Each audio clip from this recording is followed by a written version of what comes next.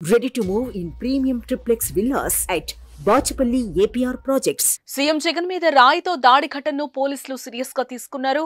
జాతీయ స్థాయిలో ఈ ఇన్సిడెంట్ ప్రకంపనలు రేపుతోంది. ఎలాగైనా నిందితుడిని పట్టుకోవాలని పోలీసులు చూస్తున్నారు. ఈ క్రమంలోనే జగన్ పై రాయి వేసిన ఆగంతకుడు ఆచూకీ తెలిస్తే చెప్పాలని పోలీసులు ప్రకటించారు. ఆగంతకుడు గురించి చెప్తే 2 లక్షల నజరానా కూడా ఇస్తామని వెల్లడించారు.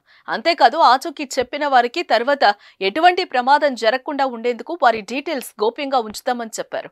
దీన్ని బట్టి చూస్తేనే జగన్ పై రాయి దాడి ఘటన ఎంత సీరియస్ అయిందో మనకు తెలుస్తోంది.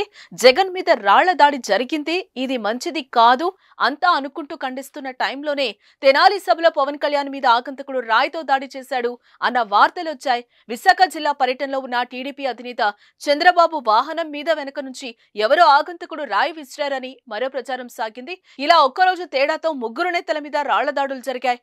అసలు ఎందుకు ఇలా జరుగుతుందో పోలీసులకు కూడా అంతుపట్టని విషయం. దీంతో ఈ ఘటనలకు అడ్డకట్ట వేయటానికి పోలీసులు యాక్షన్ లోకి దిగారు. చూద్దాం ఆగంతకుడు ఇప్పుడైనా దొరుకుతాడేమో.